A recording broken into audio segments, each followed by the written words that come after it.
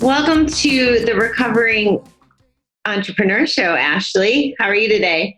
Thank you. I'm good. I feel like today might be one of those recovering days. Oh my goodness, yes. It felt like a Monday to me. Yeah. Is today Monday? I don't even know what date. I don't think it's Monday anymore, is it? It's not. No. Yeah, we're good. It's Tuesday. But you know what? That's a very much reality of being an entrepreneur. Sometimes the days just are all the same. Yeah. Very different, but they all just kind of become one big day. It's true. It's probably because we're working on the weekends and everything's going by so fast. It's true. Well, I'm happy to have you here. I would love if you would share with our audience a little about yourself, both on the personal and the professional side. Sure. So I am a survivor of corporate America.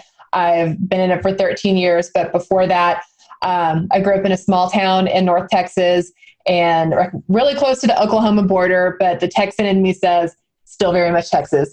And so I just grew up in a small town doing theater, and I was your classic overachiever, involved in everything that I could get my hands on. And when I was about 10 years old, my dad moved overseas and moved to Thailand. And so international travel became a very big part of my life from like age 12 on. Was my first time over. And so it was kind of this really cool fairy tale, kind of like a Cinderella type life, where in the school year it was small town Ashley, and in the summer we would go and like ride elephants and climb on temples and like go and explore these really neat, really cool places, and then come back and then do have like theater and do homework and all this, all these things. So it was really cool. But then I went to school, went into business school, entered in corporate America, did a bunch of jobs throughout my time there, worked for some amazing companies, realized that I wanted a different experience. And so I kind of dove headfirst into being an entrepreneur. And it's been an amazing, eye-opening, very much learning curve, kind of, you're building the plane while flying it in a lot of ways as an entrepreneur. And so, yeah, it's been cool. That's a great way to put it.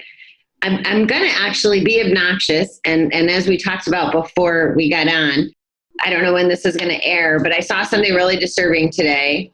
And I went to Thailand earlier this year. Mm-hmm. And one of the places is like sanctuary for elephants and stuff. And because of COVID, the tourist stuff isn't there and everything is snowballing. So they're doing a GoFundMe page. So I'm just giving a shout out to anybody who's listening, like take care of the elephants, especially the cute ones in Thailand. So you just triggered that in me. Yeah, my dad was, he and I have talked quite a bit about how Thailand is handling, the pandemic, and you're right, they've largely closed their borders, and what they're trying to do is encourage domestic tourism. So trying to get people to move kind of within the country, understanding that right now it's just not a safe time period. At the time of this recording, it's just not safe enough to open up to tourists. But, and it's funny you mentioned elephants, because they were actually in northern Thailand this past weekend, and where they stayed, overlooked like it was kind of set in the jungle, and they would look out and have like, their morning coffee and just see elephants out walking. And I think they were close to one of the elephant sanctuaries. And they're beautiful creatures, like massive, powerful creatures, but really neat to see.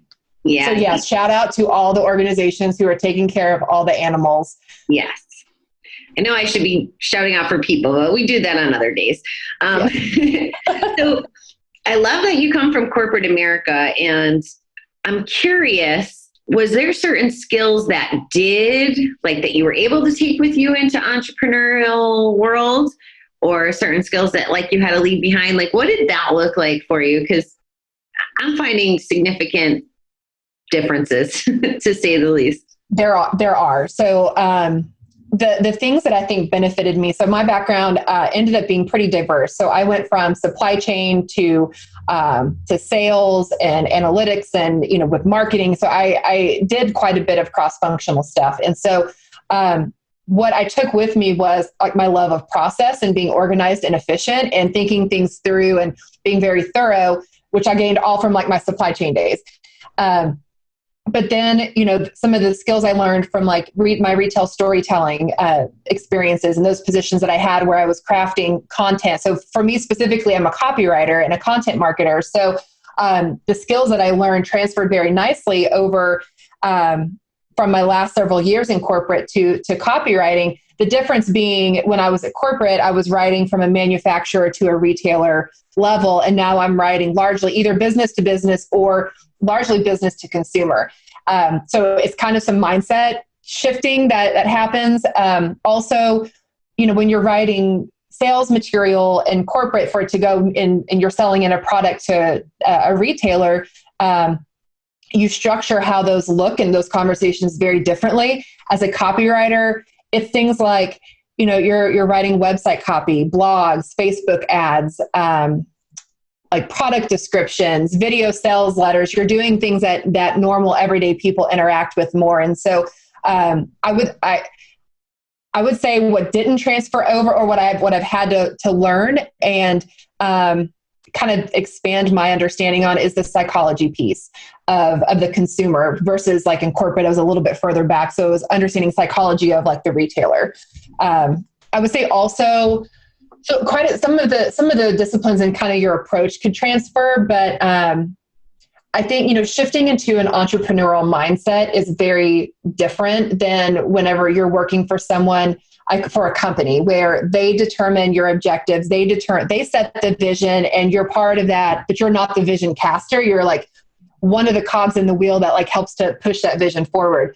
But when you're an entrepreneur or a solopreneur, like in my case, or your team is like, you're working with contractors or other freelancers as part of like a part-time team, it's a totally different mindset to vision cast for your own company and handle all of the, the day-to-day. You have to wear like a million hats and know how to budget your time and move, yourself forward. And there's just like this tsunami wave that you can get kind of caught up in as an entrepreneur if you're not careful. And even if you are careful, you can be in that wave.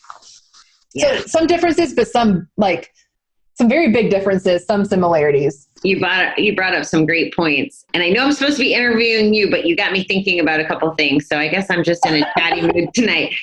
The thing you said about the difference in your audience when copywriting, I found that interesting.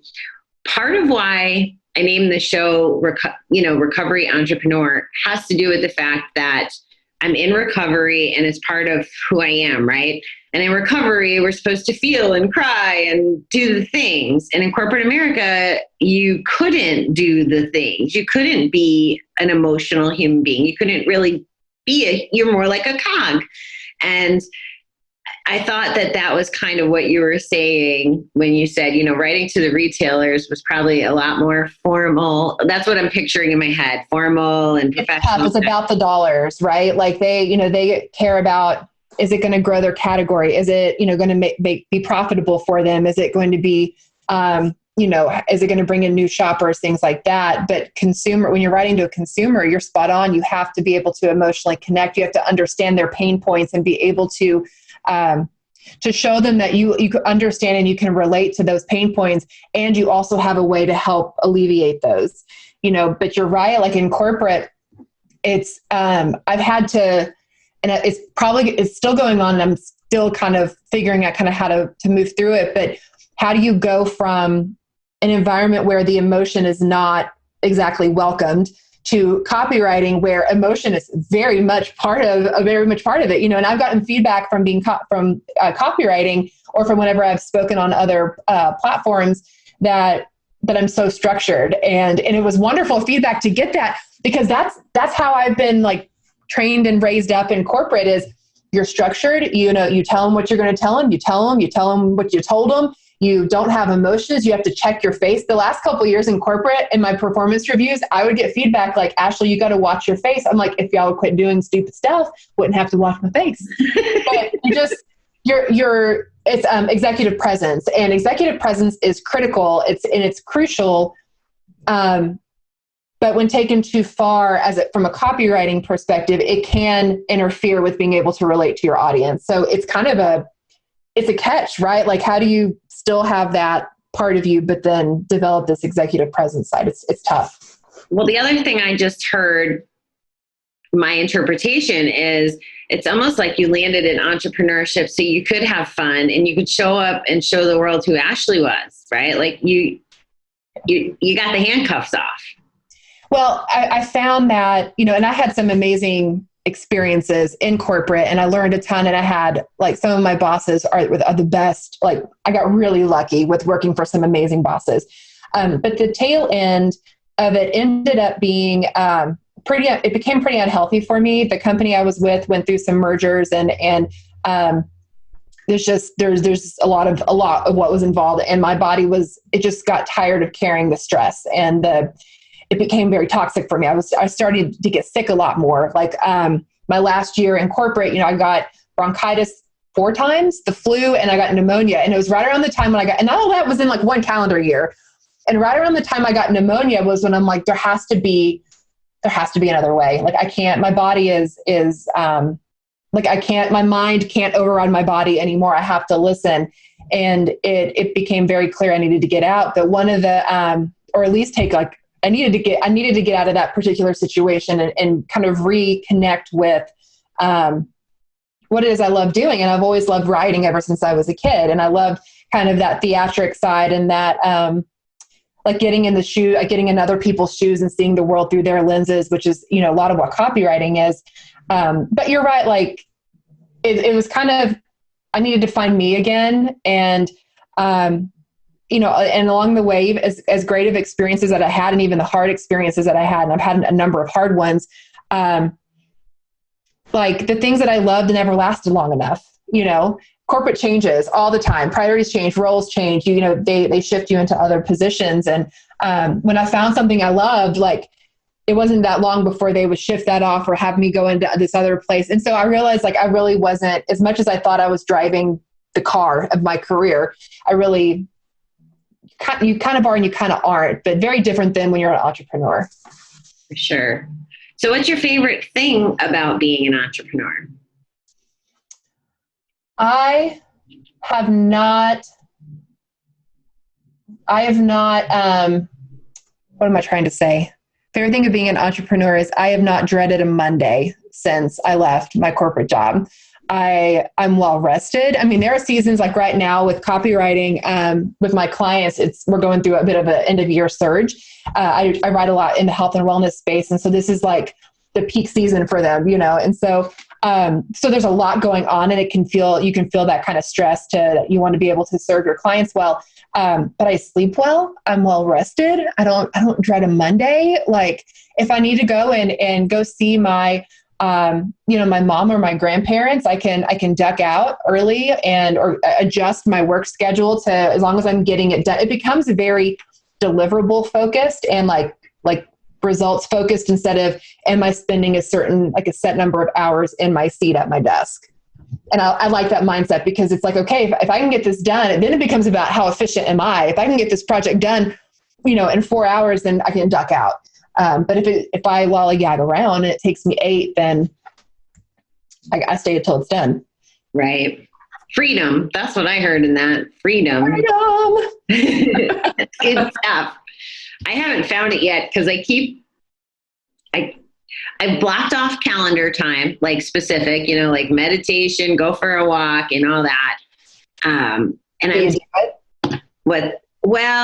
a good amount of the time when I do it best is when I wake up at 1 or 3 in the morning, like I've been doing. Oh, no. I love the early morning. The problem is like my team is in the Philippines, for example. So we're off.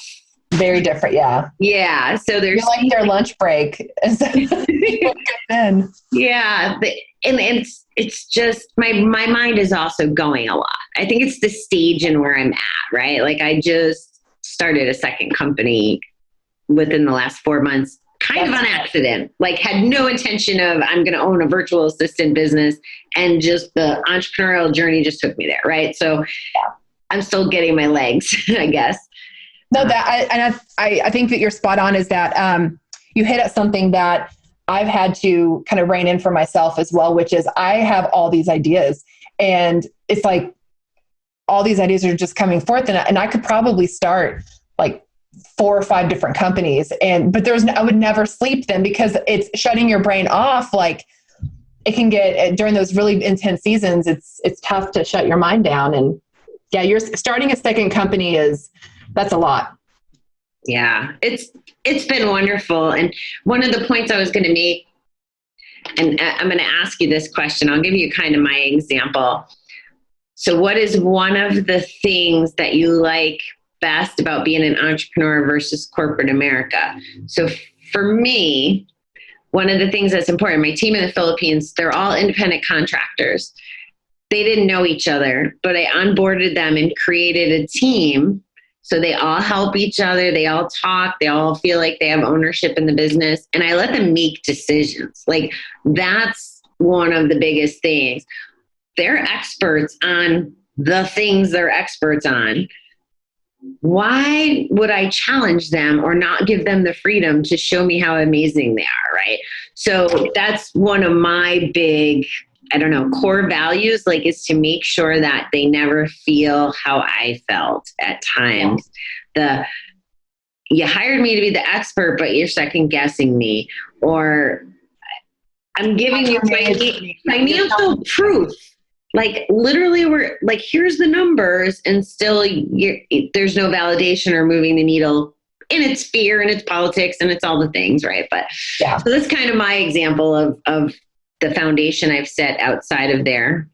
It's a good one. I think freedom is a big one that a lot of entrepreneurs enjoy. But I think what you hit on is something true for me too. Is I don't have a full-time team, but I do have my support that I rally around me, and I work with editors. I work with web developers.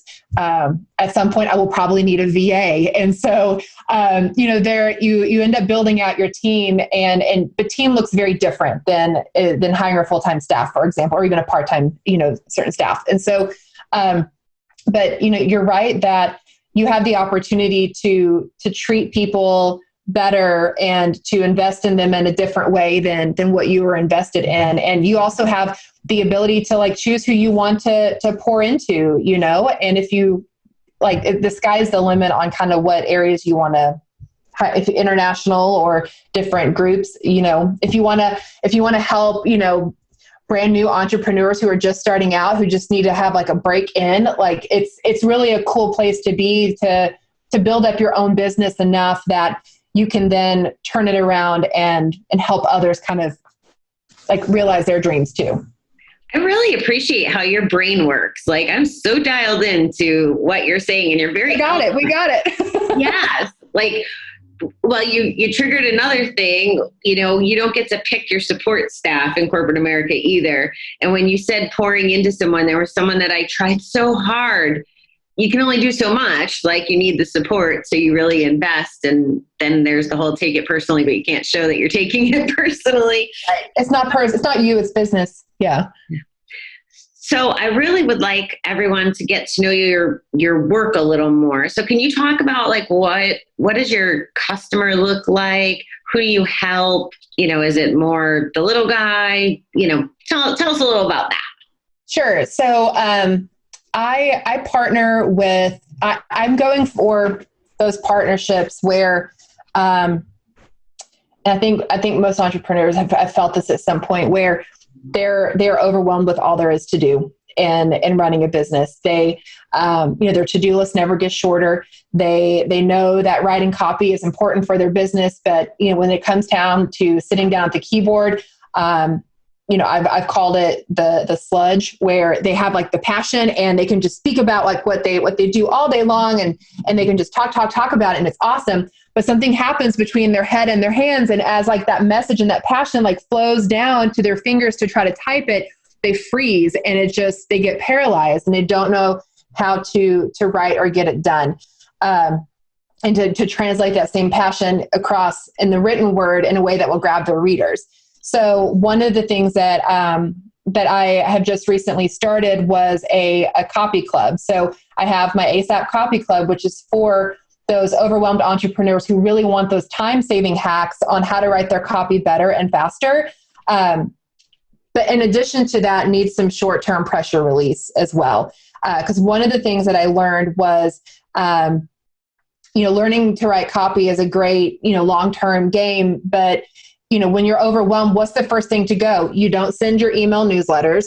You don't post on social media. It becomes like crickets there. And so what I do in the copy club is help entrepreneurs close those gaps. And so that's kind of one group, is where you have entrepreneurs who still want to be able to write their own copy, but just need a little help up, and it's at an affordable price point.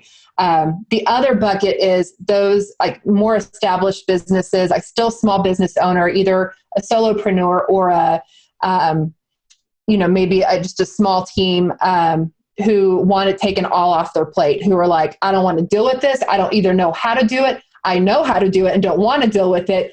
Or I don't even want to think about it. Like, I just need you to like, just deal. Like, those are the ones I usually write for. And so, but the commonality is that there's a lot going on and they're overwhelmed, and they're looking for an extension, a team, without necessarily bringing someone on in-house.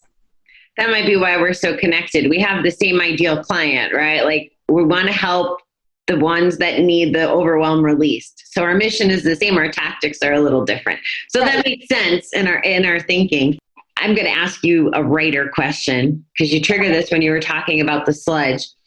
So some of my mentors in the book writing arena have said things about, like, when you're writing, you just write and you let it all flow and you don't worry about the editing. I understand the overwhelm piece, but I almost wonder, is there something, because this is the way I am. I'm definitely more analytical in numbers than I am creative. I was a floral person at my career, so I should be more creative than I really am. But I always was that, I don't know, left brain or whatever you say. So there's this premise of the creative flow to write, and then the stress of all the business things. So I almost wonder, like, when you're visually doing that, is it almost like they can't switch sides of the brains too? So it's kind of a writer question. Does that make sense? Am I on the right track, you think? I think it's a couple things, which, my heart goes out to those who suffer writer's block, because I have some theories on why this is. I think it's what you said, where switching brains is tough. I think switching from like your task list to something that's more like creative and psychology driven and all that is tough. I also think when you write copy, it's very different than how we were taught to write in school. So if you think back to when you were in high school and you had to write research papers, they were very, very structured, very, very formal. You couldn't have grammar slips, like your grammar had to be perfect. You had, your title sentence and all this like supplemental fluff to like support the main sentence. And you better not end in a prepositional phrase, things like that. Now, when you like switch to copy, it's like the total reverse. You're supposed to write how you talk. Grammar can slide. You want to make sure that it's short and punchy, and instead of like long, elaborate, and fluffy. And so I think there's this pressure to, like, there's this kind of internal, maybe even my total guess is at a subconscious level of you're fighting your training and your upbringing and how you're taught to write versus, like, that's why I think like there's a difference in how you talk. Like, you could talk about your passion, but if you had to write your passion, you're probably going to kind of veer back towards your training of like when you're in school versus just writing, So what I recommend for business owners to kind of help overcome that is to voice text it into their phone.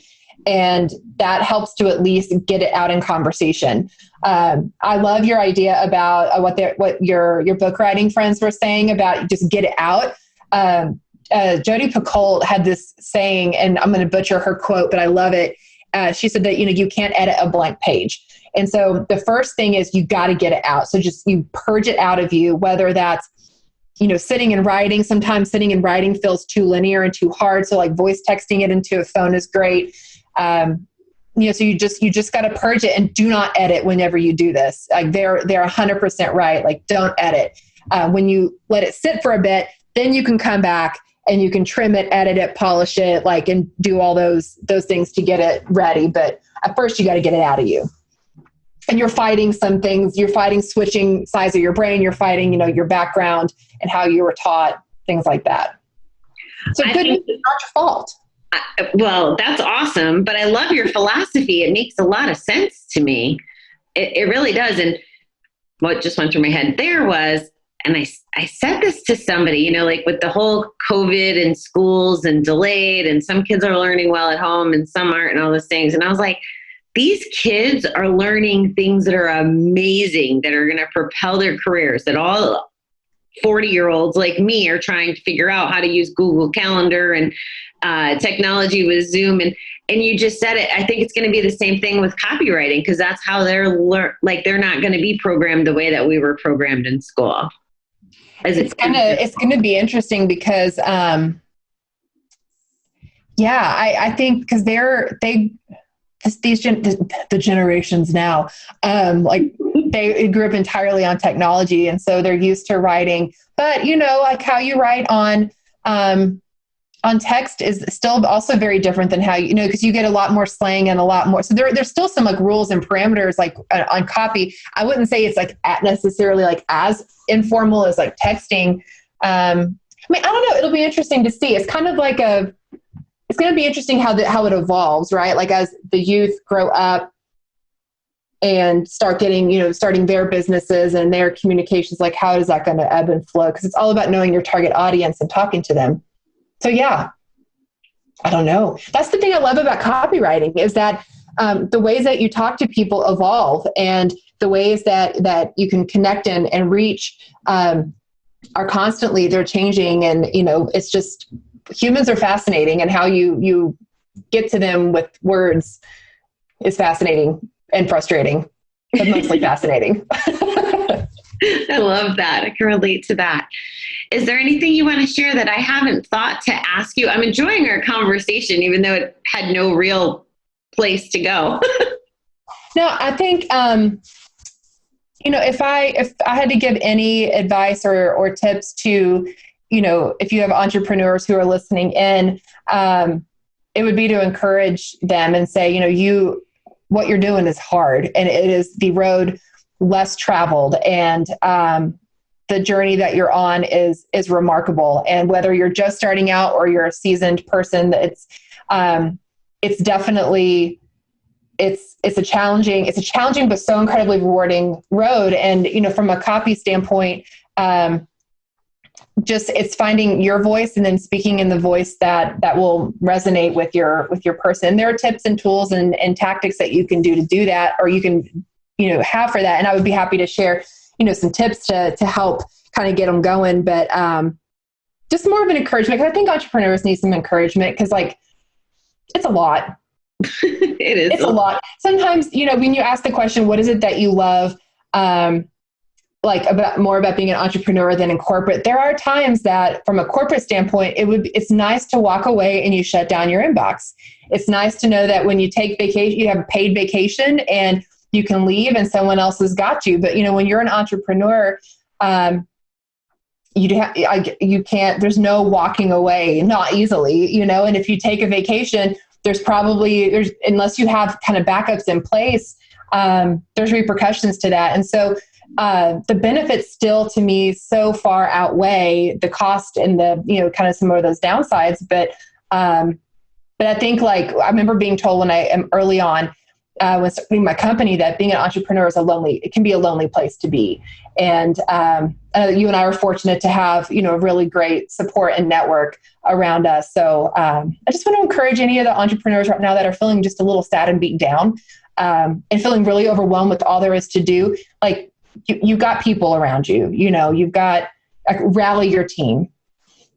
I love that. It's so mindful, and you're right. It's probably not addressed enough. And I'm probably talking to myself more than I'm talking to anybody else. Well, we all need to hear it. I just left a meeting, and it's with a coach, and there's only a half a dozen of us in there. And it's more than just the tactics and the stuff, right? It's how we feel. And we do, all those struggles are real. The limiting beliefs, how we, feel asking people for money, how we feel about our own skill set, the to do, like there's so many things. And it is nice. And you're right. Not everybody has communities like we do. And if you're listening, get some community. Entrepreneurs definitely love helping other entrepreneurs.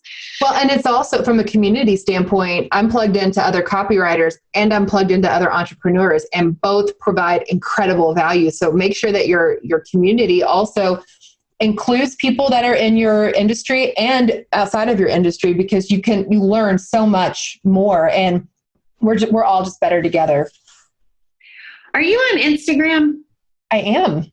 Okay. So you said your copy, you had some tricks, and I'm cool with you sharing them if you still have time to hang out and talk about them. And also we'll make sure that we get them connected. I'm imagining your content includes some of your wise secrets. Am I guessing right? Secrets. Am I guessing right? My copywriting magic skills. Yeah. It's like voodoo. Voodoo. Yeah, it is. But minus the little dolls that you stick pins in. So yeah, I have Instagram, I have Facebook, LinkedIn. I can be found on all those. So I don't know if in your podcast, do you drop the notes? Like, do you drop the links in the notes?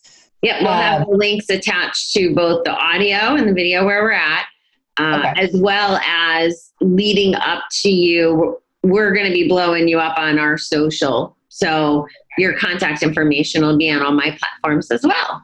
Okay. Awesome. Easy for everybody. That is easy for everybody. Yeah. I was going to, so the two main things that I would encourage folks to check out, I have an infographic on my website that has tips to help with copywriting, but I also included a number of free resources that are my go-to ones, like my go-to websites to help me improve my writing. So, there's things like a website to check how conversational is your copy. Like, you want to shoot for that middle school range.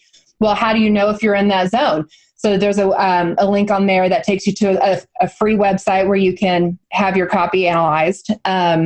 There's, free plagiarism checkers. There's, royalty free. There's sites to get royalty free photography for free. To use in your copy. There's a whole slew, like, headline optimizers, email subject line optimizers. These are all free websites that I use all the time in writing my copy that help save me time and take the pressure off. On there. So yeah, if you go to that link, you can enter in your information.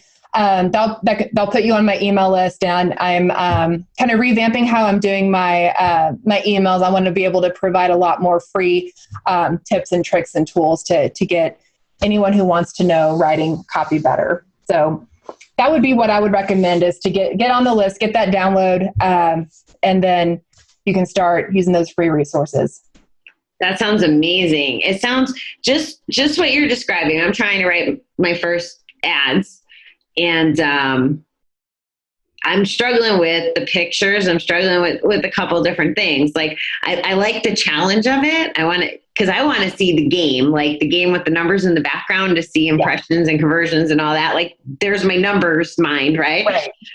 So I'm excited about that. And how does what I say impact that? Like, I knew how to do that with flowers. I don't know how to do it completely in this world. So, and it's tough because, like, the platforms change. So, like, if you're advertising on Facebook, you've got to, like, play within their rules, and you can't say certain things, and, you have to be careful in how you phrase things. But if you're advertising on Google, the rules are different. So it's interesting to learn and factor in all those rules, what you can and can't include in your emails, because it could get flagged as spam. So they actually have websites that I haven't been able to find a good free one yet. So I may just have to pay for it at some point, but it runs your text through their tool, and it flags any words that could be marked as spam, like could send your entire email into the spam folder. So there's all these things to think about that you just can't click send and go. So I try to make those a little bit more understood for my clients, but it's hard because it constantly changes. Yeah, I was warned early on because my first company is around gambling addiction awareness. And my social guy was worried that me having the words gambling in there might flag me because they might think I'm trying to promote gambling instead of not promote it. But then I get all pissed off at all those game commercials where they say they pay you. That's all gambling anyway. If they can make it, my messaging needs to get on there. I'm with one of my friends just had her book published, and she can't even advertise it on Facebook because of one word in her title that is banned. Like her book is banned on Facebook. So because she, yeah, it's like, which is ironic because part of her book is about reclaiming language, and the irony is her book is banned because of part of her title. But can you share that word with us, or am I being too nosy? I don't know if your people can handle it. No, it has the word bitchy in the title.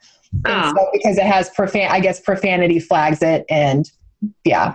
Yeah. One of my friends has a book. Alcohol is SH $T. And that did they not let that one go? Well, I've seen him advertise it. We talk about it all the time. I don't know that he pays for ads that way. Well, because I know like the book, The Subtle Art of Not Giving an F, like that has the asterisk too. And I feel like I've seen those ads. Yeah. But this completely spells out the word as part of the title. There's no like asterisk on it. So she just needs a new cover. Facebook needs to change their rules. Well, there's that, but make the I an exclamation point or something. I don't know, but that's the point, right? A workaround, some kind of word. Yeah. The tip or the reminder is to always know the rules whose playground you're in and what the rules are there. Yeah. I'm just starting to take the Facebook blueprint that I just didn't even know existed until about a week ago. And I can only handle it in like 10-minute little intervals because it's complex. Yeah. And I probably still ain't getting it. I'll have to take it a few more times, but at least there's some awareness around this stuff. So thank you for bringing that up. That was important. So I have my last question, if you're good. Okay. What is your favorite book? Oh dear. Like my favorite copywriting book or my favorite book? No, like what would you tell the audience to read book? Like because I have my copywriting favorite, and then I have like a book that I read recently this year that popped into mind immediately, but it's like a murder mystery. My aunt, I don't know what book club she's in, but I want to be in her book club. Let me get the author of it. It's such a good book. Like I sent a copy to my grandmother and I sent a copy to my mom. And my mom and I had the same exact reaction when we were reading that. We got to the same part and both of us at our respective homes, like stood up and went, what? And like finished the book standing. Like it's like just that gripping. It's called The Silent Patient by Alex. Oh, I don't know if I'm going to get the last name right. Michaelides. It's like Michaelides. Called The Silent Patient. If you like murder mysteries, it's great. Entertainment Weekly. I'm just reading on Amazon. An unforgivable Hollywood-bound new thriller, a mix of Hitchcockian suspense, Agatha Christie plotting, and Greek tragedy. It's really good. Okay. I used to I like Mary Higgins Clark and that kind of mystery stuff. I'm noticing the older I get, living alone, I don't go too far into thrillery kind of stuff. No, well, this one, this Silent Patient is one, I could read that one at night, like in my house by myself and feel, it can get kind of like, ooh, it's more of a psychological thriller. Like it's not like reading a book on Jack the Ripper or something. It's not like horror kind of stuff. Okay. Well, I will, I think it's going to be fun as part of the content, as part of everybody getting to know everybody, the book thing. And I guess I kind of thought I'd hear some of the stereotypical answers, and so far I haven't. So I like. Oh, good. Yeah. So this is fun. Because well, and I love to read, and sometimes I go through dry spells and all, but this year has been like the resurgence of mystery novels. And so I've been just kind of drinking those lately. love it. Love it. Well, Ashley, thank you for all your time and all your value. I totally enjoyed this, and we'll make sure that everybody has access to you. I'm going to be on your email list because I need those tips and tricks and tools. Yeah, I haven't. I'm going to be at the end of 2020 right now, but I'm going to be doing, and I haven't even announced it yet, but I'm calling it like the 2020 Hot Mess Express, where it's like, we got to get off this train going into 2021. And it's going to be an email series with like free tips and tricks and guides and resources for my email list to be able to help them kind of leapfrog over some of their copy stuff, either help them write, or it's both, help them write better, faster, and also give them some time-saving stuff that can kind of just help them get some things done. So that sounds awesome. Very ingenious. I'm excited about it. Love it. And you'll get it because you're going to hop on my email. So Yes. I have a feeling I'm going to get a lot of value from there. That's the goal.